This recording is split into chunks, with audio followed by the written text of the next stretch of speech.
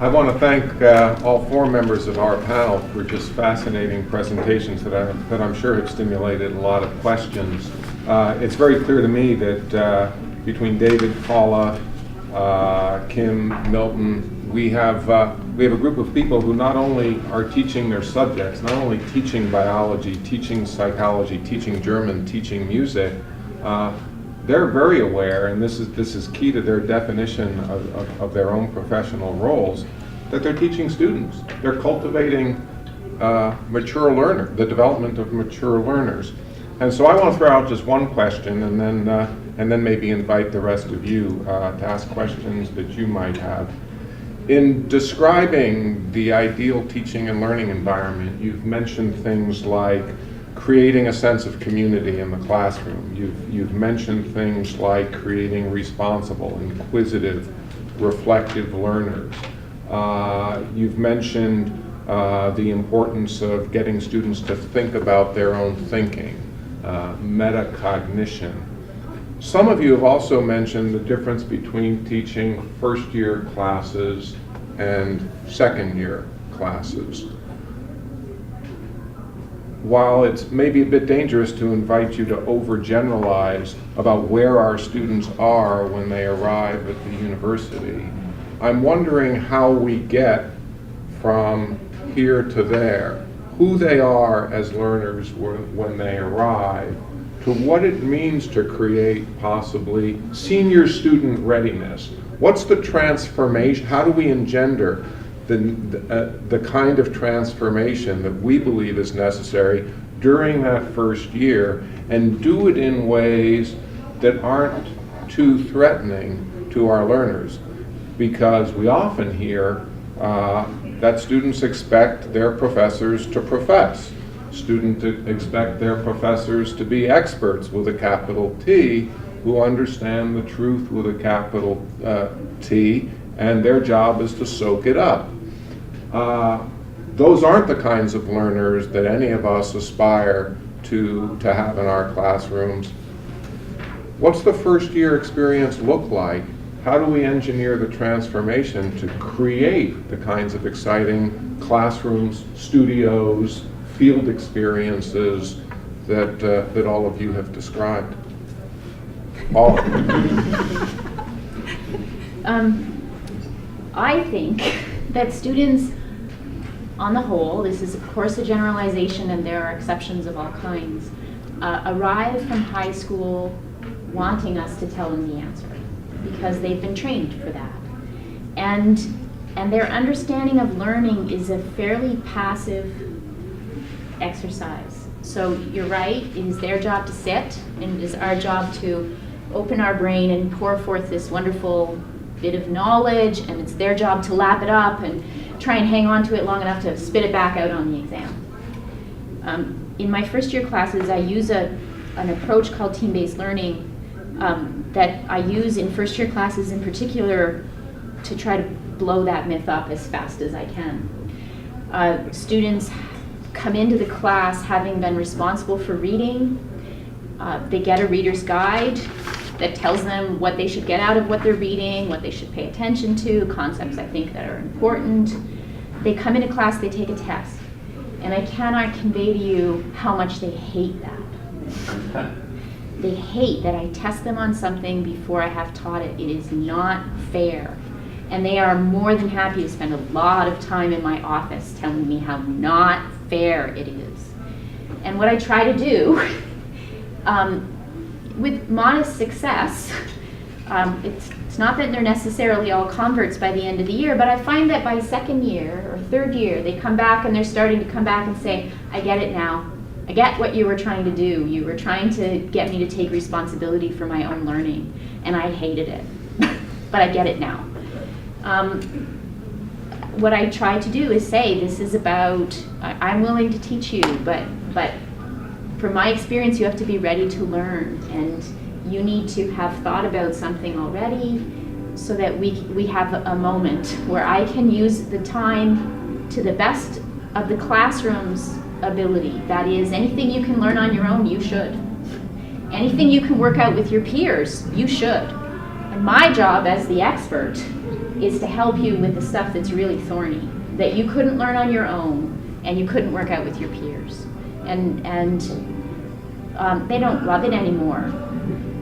But that's what I think it takes to shift first-year students. Anyone else wish to comment?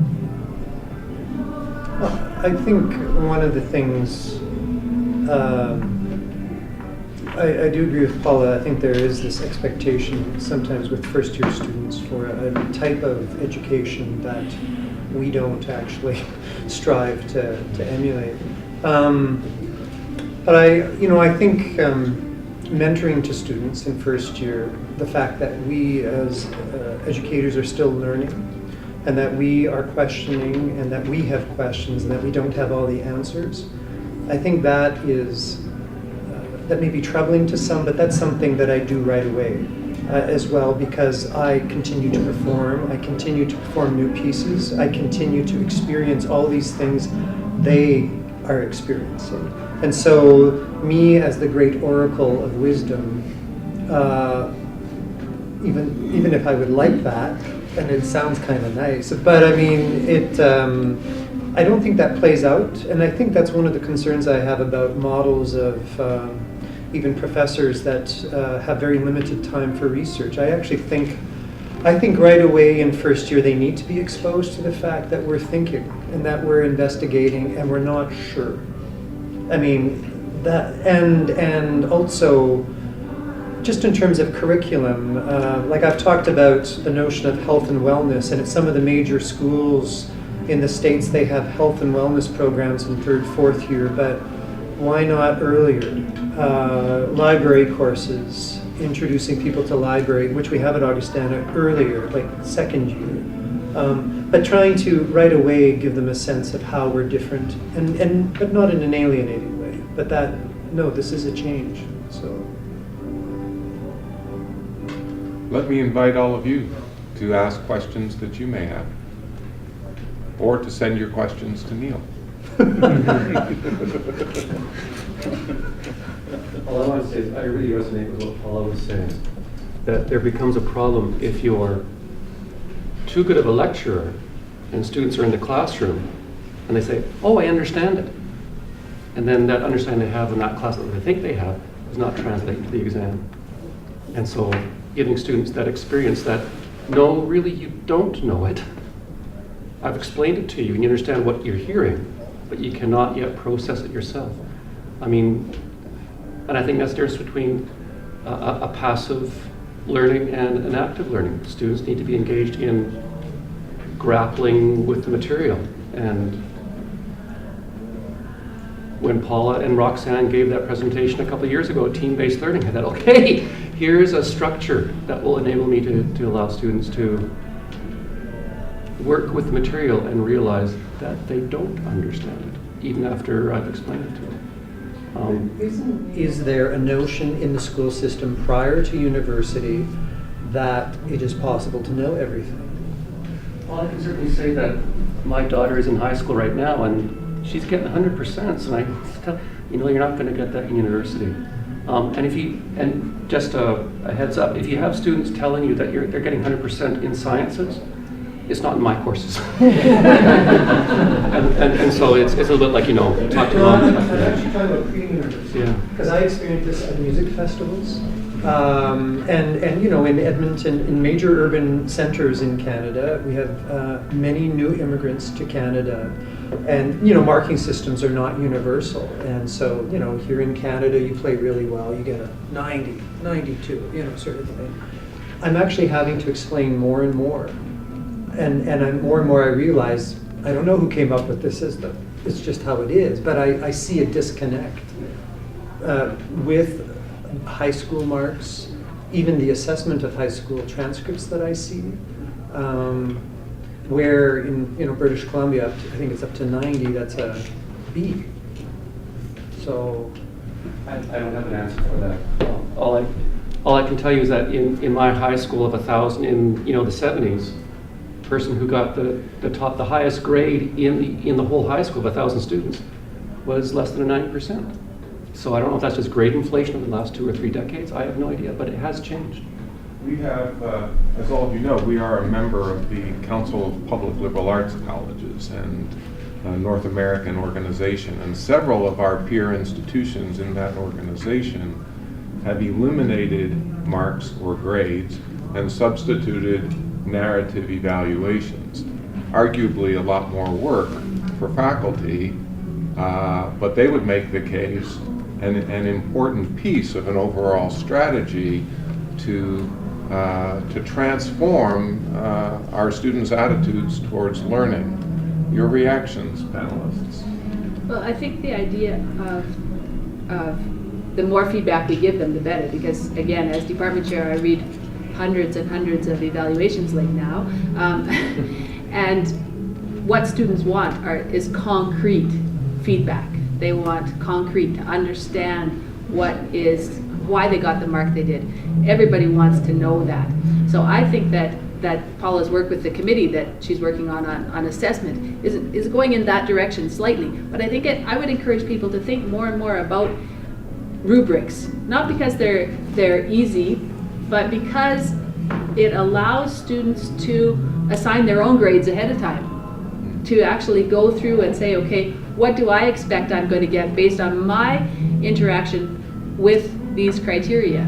And I think the more we get students to understand that, the more we can also compare. It's also fabulous for the people, and I didn't do this, but fabulous that I've seen, again, where the people put the rubrics right into the syllabus so that students know ahead of time, much as soon as they walk in the classroom, what their expectations of the prof are.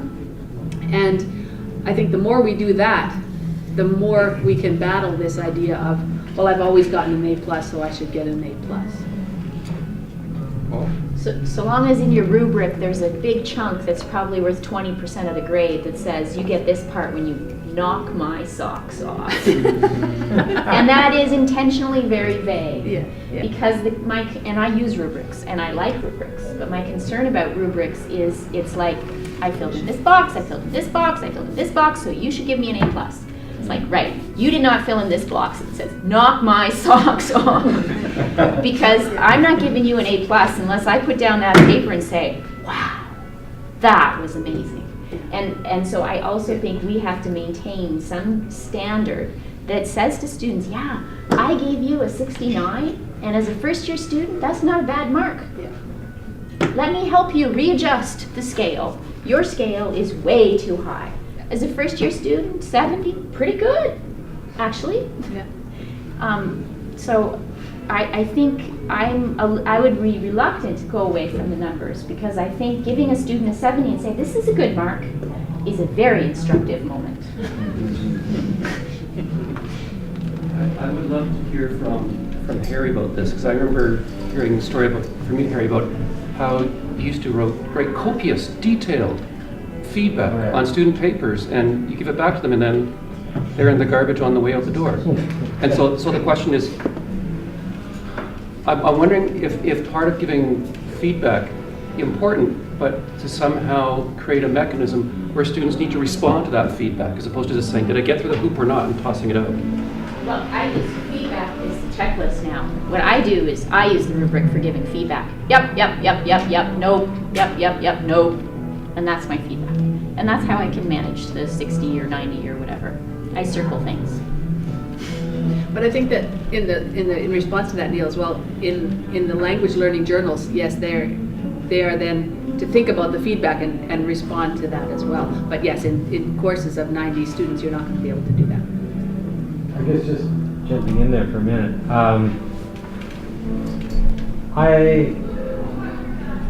Somewhere along the line, I came to the conclusion as soon as I assign a grade, the conversation's over. And until I assign a grade, there's a conversation that's going on between me and the student is trying to, on the lowest level, trying to please me, but trying to manage to do something with the assignment with the paper to make it work better.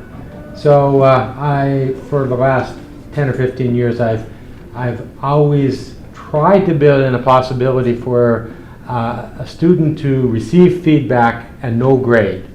Back when we had full year courses, it was quite nice because I could carry that on for maybe a month or a month and a half, and the student would keep handing, and I said, I'll keep giving you feedback as long as you don't want a grade. As soon as you want a grade, then I'll give you a grade, and then there won't be any more feedback.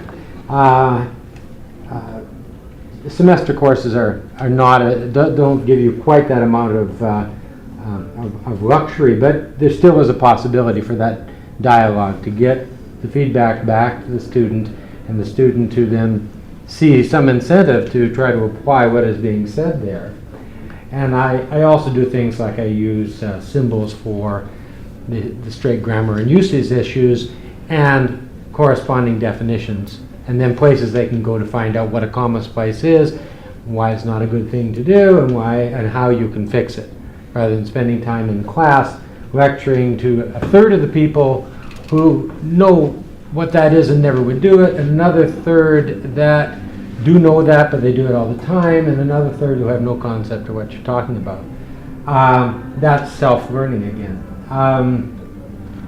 I guess I would, as much as possible, like students to get that sense that they can always do it better.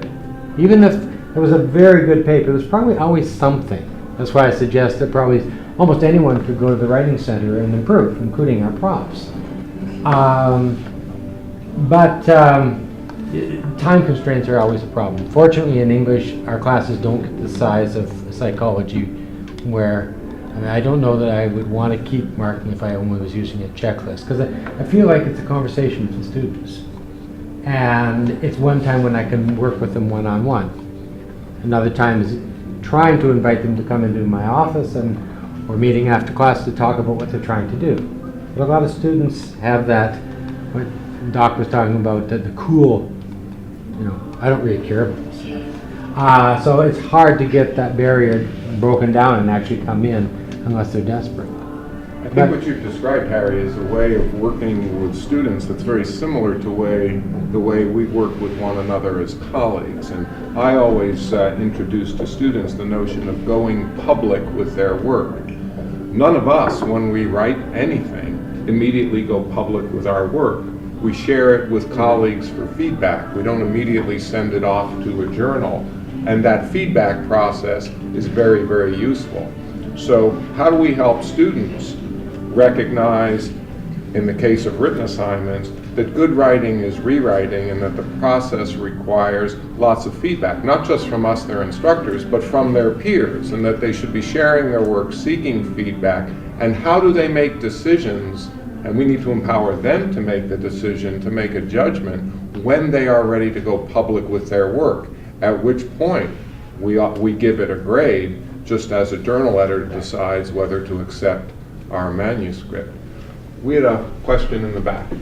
I had something agree with what Paula was saying about whether students hear what you're saying or understand what you're saying.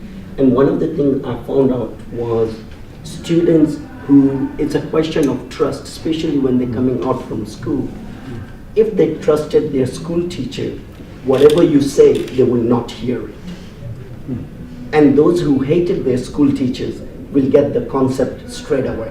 And I noticed that as far as my physics class was going on, and there was a remarkable difference in the performance. And those who supposedly hear you but don't understand you, their marks were lower, and they would come back fighting for more marks, saying, I never got 60% in my entire school career. So I think it's an element of trust to create that change. And how we go about getting that trust, I don't know. Yes, Anne-Marie. Going back to this idea of feedback and also this sort of things that you were talking about, Paula, what I found was really useful in my big 100 level classes was if I had discussed something, usually my classes are a mixture of discussing, let's say, part of a reading and then, part of a lecture where I'm talking about Doric order or something like I teach art history. And then I always tell the students, everybody has to bring pen and paper to class every day. And 10 or 15 minutes before the end of the class, I'll say, okay, I want you all to write down what you think I said about these things, what you think are the most important things. And then we talk about them in class, and it's absolutely stunning to the students when they realize what other students think they heard, and they'll go, well, how could they think? And then, or when they realize, gee, you know, maybe I'm not making notes or I'm not contributing enough, and it really, what I found really stopped first year students from expecting high marks, which was great, because then they don't end up complaining. And it also got them talking to each other in their groups, and then, oh, this is what you thought, this is sort of what I thought. And so I find it a really useful exercise.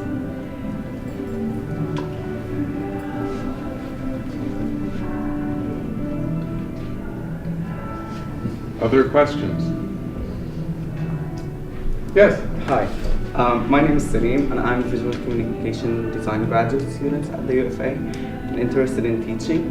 Since I started education in Canada, the thing that was like really important for us to learn when we came here is about working ethically outside the class and working with ethics. That was like a very important thing.